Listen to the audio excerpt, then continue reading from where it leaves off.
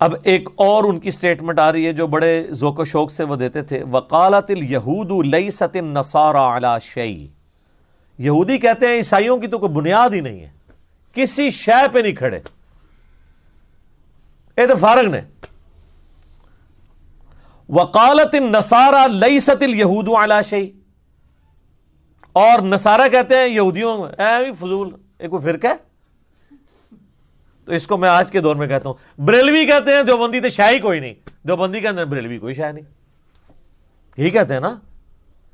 اور دونوں اپنے آپ کو حنفی بھی کہہ رہے ہیں، ہم کہتے ہیں یار دونوں حنفی ہو تو پھر ایک دوسرے کو کہہ رہے ہو کہ کوئی شے نہیں ہے۔ اس کا جواب اس میں آ رہا ہے، وَهُمْ يَتْلُونَ الْكِتَابَ، جبکہ دونوں کتاب پڑھنے کا بھی دعویٰ کرتے ہیں، دونوں حنفی ہونے کا بھی دعویٰ کرتے ہیں، اس کے باوجود کہتے ہیں بریلوی کے دیوبندی حنفی کوئی نہیں، اصلی ہم حنفی ہیں، اور دیوبندی کہتے ہیں بریلوی جعلی ہیں، اصلی ہم حنفی ہیں، دونوں ہے بھی حنفی۔ یہودی کہتے ہیں عیسائی کوئی شے نہیں، عیسائی کہتے ہیں یہودی کوئی شے نہیں، اور دونوں کتاب بھی پڑھتے ہیں، ایک کی کتاب پڑھ کے دو ہے، ایک کو فقہ حنفی پڑھ کے کہہ رہے ہیں اے فارغ ہے۔ کیسے، کیا مزے کی بات ہے۔ قرآن کبھی پرانا نہیں ہوتا میرے بھائی، میں نے آپ کو شروع میں سورۃ البقرہ کے شروع میں بتایا تھا، یہ سورہ بقرہ شروع میں رکھی اس لیے گئی ہے کہ جب کوئی امت بگڑتی ہے نا تو اس کے اندر خرابیاں کس کس شکل میں آتی ہیں، اور ان خرابیوں کے اوپر اللہ کے عذاب کا کوڑا کیسے آتا ہے۔ اس سے بڑا اللہ کا کیا احسان ہوگا کہ اس نے ساری بیماریاں ایک ایک کر کے بیان کر دی ہیں۔ کذالک قال الذین لا یعلمون، اور اسی قسم کی بات کہتے ہیں وہ لوگ جو کچھ نہیں جانتے، مثل قولہم، یعنی کون سے لوگ؟ مشرکین عرب، وہ بھی یہی کہتے ہیں کہ نہ یہودی کسی دین کے اوپر ہیں صحیح دین پہ، نہ نصرانی کسی دین کے اوپر ہیں، ہم صحیح دین کے اوپر ہیں۔ اور تینوں اپنے آپ کو ابراہیمی کہتے تھے۔ مشرکین عرب اپنے آپ کو ابراہیمی اس لیے سمجھتے تھے کہ حضرت ابراہیم کی اولاد سے تھے۔ عیسائی اپنے آپ کو ابراہیمی اس لیے کہتے تھے کہ ان کا دعویٰ تھا کہ بنو اسرائیل میں سے حضرت عیسیٰ علیہ السلام آئے ہیں، اور ہم جو ہیں وہ ابراہیمی دین کے اوپر ہیں۔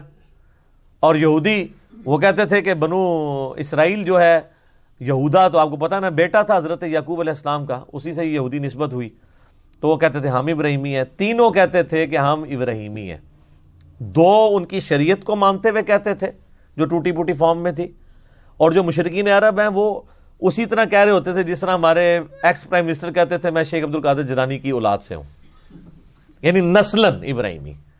ایک نسلی ابراہیمی ہے، ایک عقیدے میں ابراہیمی۔ عقیدے میں تینوں میں سے کوئی نہیں تھا۔ آگے چل کے اللہ تعالیٰ آئے گا تم ابراہیم کی رٹ لگا رہے ہو، ابراہیم کے دین کے اوپر تو یہ پیغمبر ہیں جن کو ہم نے بھیجا ہے، یہ ابراہیم کے طریقے کے اوپر ہیں۔ پھر اللہ نے فرمایا کہ ابراہیم کی تو سب سے بڑی خوبی تھی وَمَا كَانَ مِنَ الْمُشْرِكِينَ، وہ مشرک نہیں تھے، سب سے ٹوٹ کے ایک اللہ کے ہوئے تھے، اور تم تینوں شرک کر رہے ہو۔ عیسائی حضرت عیسیٰ کو رب کا بیٹا کہہ کے، یہودی عزیر علیہ السلام کو اللہ کا بیٹا کہہ کے، اور مشرکین عرب نے تو اتنے دیوتا بنائے ہوئے تھے۔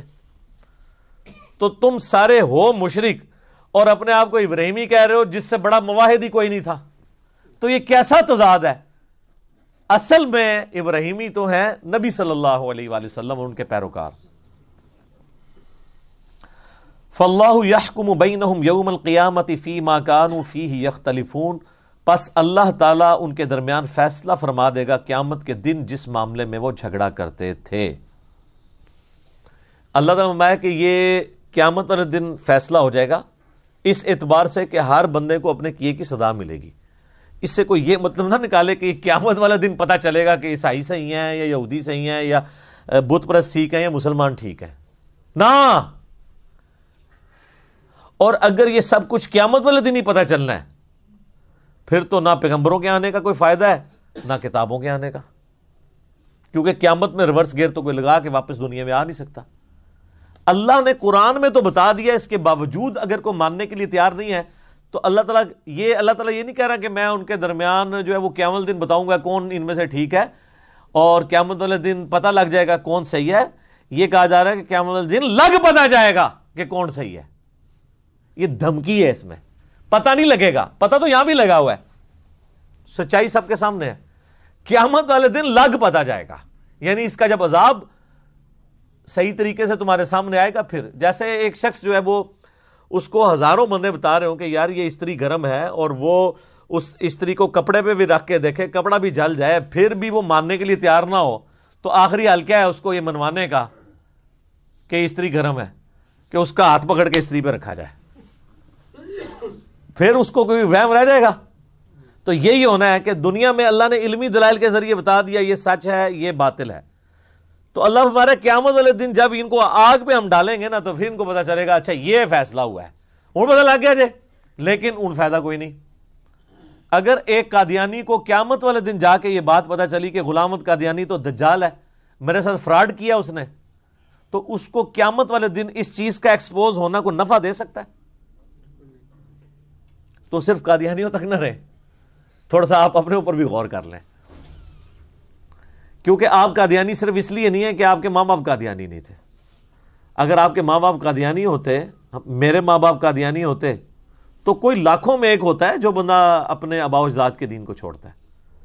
یہ جتنے آج مولوی ختم نبوت تحریکیں بھی چلا رہے ہیں نا اتنے گلے پھاڑ پھاڑ کے، ان کے ماں باپ بھی اگر قادیانی ہوتے ہیں نا تو میں دیکھتا جناب کہ یہ کس طرح ختم نبوت تحریک چلاتے ہیں، بلکہ یہ جو ہیں وہ الٹا جو ہے وہ ختم نبوت تحریکوں کے خلاف چل رہے ہوتے ہیں۔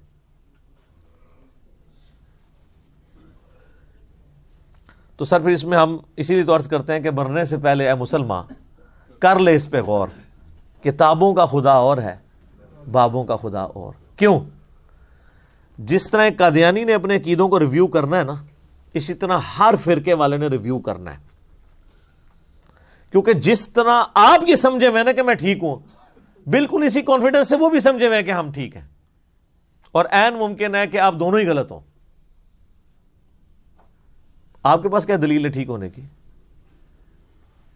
قرآن تو نہ آپ نے پڑھا، نہ آپ کے ماں باپ نے پڑھا، نہ ان کے ماں باپ نے پڑھا۔